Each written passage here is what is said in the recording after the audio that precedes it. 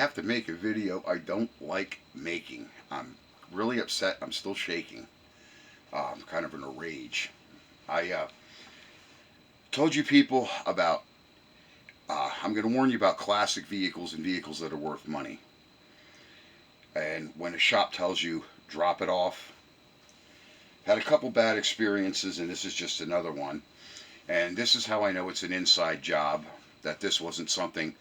This neighborhood here, even though I've got Dominicans on either side of me up and down the street, I'm not going to cast. I know how this happened. I had originally a problem with my 88 Ford Holly Ann, the red one. Two problems. One, the transmission was leaking, and a guy screwed me, said he was going to fix it. I took it out to the outback here by Eagle Lake, and all he did was put goop around it, and the actual adapter from the engine to the from the transmission itself, from the C6 to the transfer case, it has this round tube, and it was evidently whoever had taken the truck apart cracked it. So I took it out there. They never fixed it. Okay, so I took it to another shop, and this guy does not have full-time employees.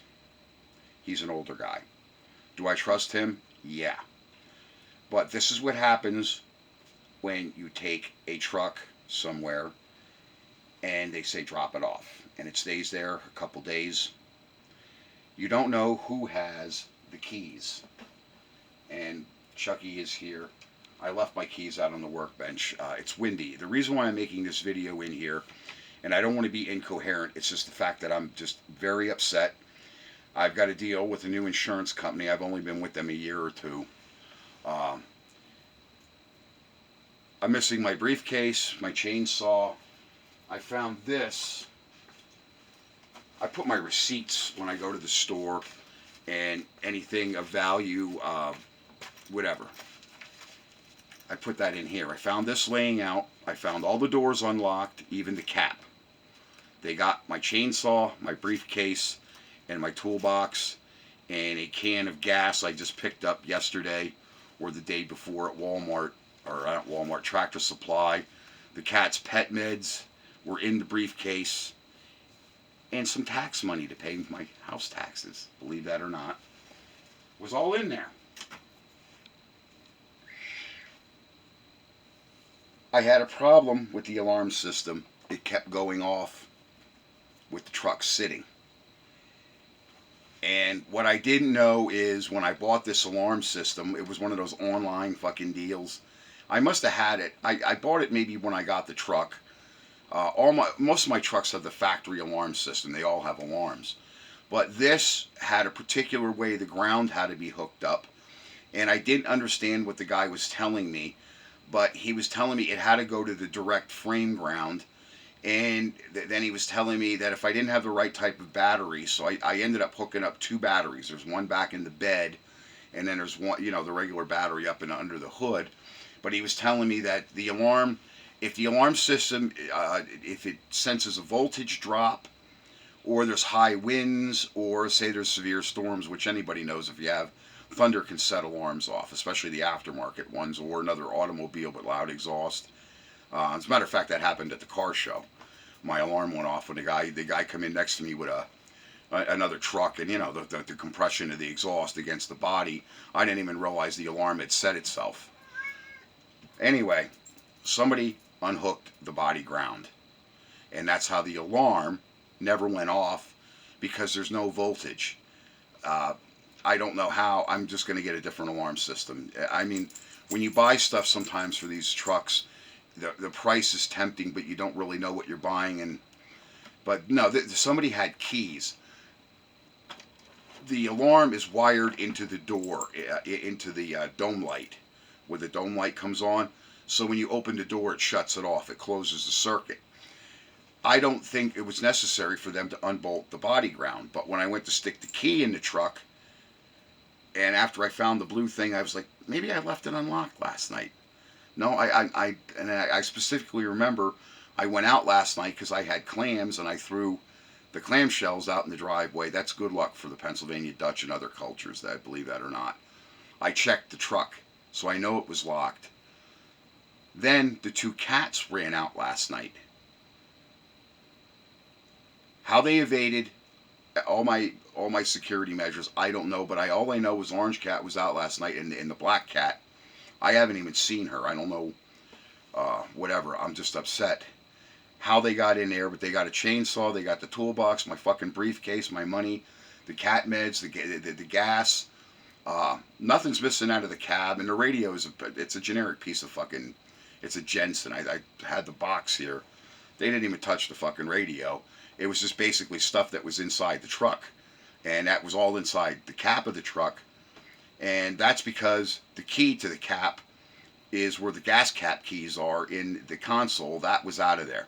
So that's how I know that it just wasn't somebody that came along. Number one, they had keys to my truck. Number two, they knew where that key was to the cap to get in there.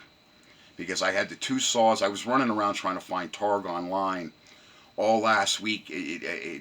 Probably from Tuesday. No, not a shop around here had that size line for that pull-on saw. And then they got the Husqvarna. That's got one of those special 18-inch bars on it. You have to have the correct, where the slot is, where it goes in, and it's got those two holes. Some of them are too far forward. You have to get a bar that's actually for Husqvarna.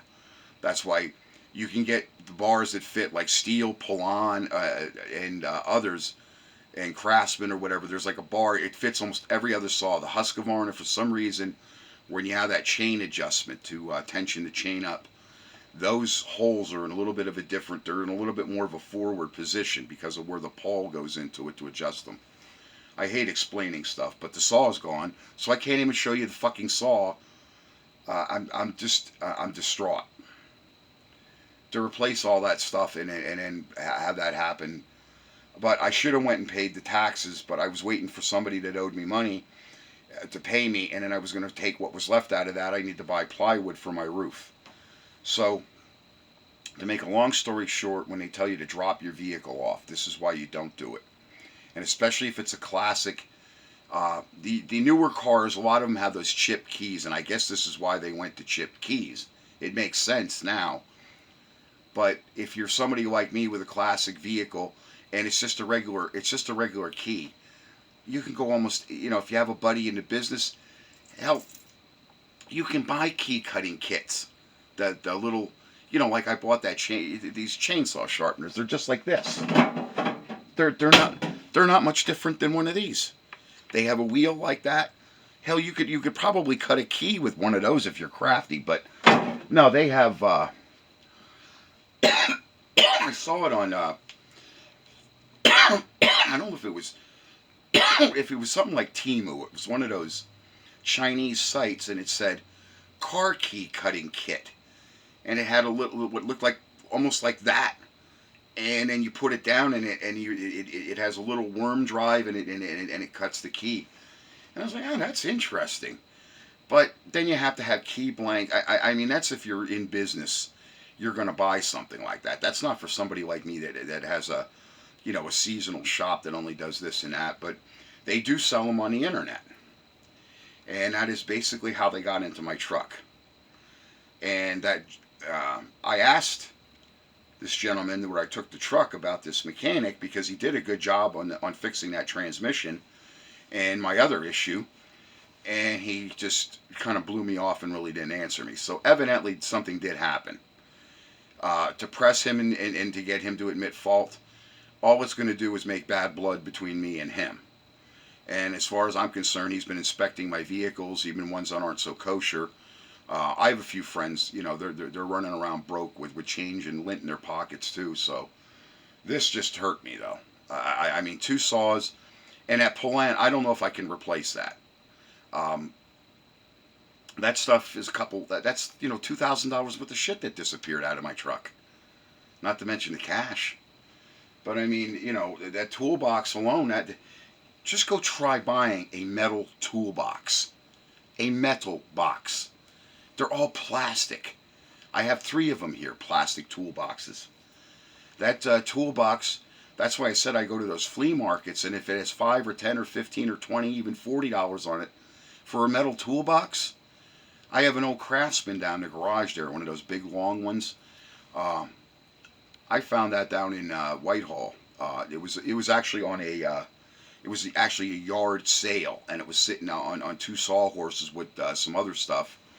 And I turned the truck around on a dime, went and bought it, and he only wanted $10, $15 for it, if I remembered. You're not going to buy stuff like that anymore. Not with metal latches, not with all metal construction, and it was a little on the rusty and crusty side, but it doesn't matter. It does its job. These plastic toolboxes, your tools will go right through the bottom of them, half of them. Thanks for watching my videos. Remember about don't drop my truck off. Don't drop your vehicle off. Stay with it. I mean, if it needs something extensive, you're at the mercy. But this stuff could happen to you. And believe it or not, it's over a year. I mean, maybe this clown might think I'm not that smart.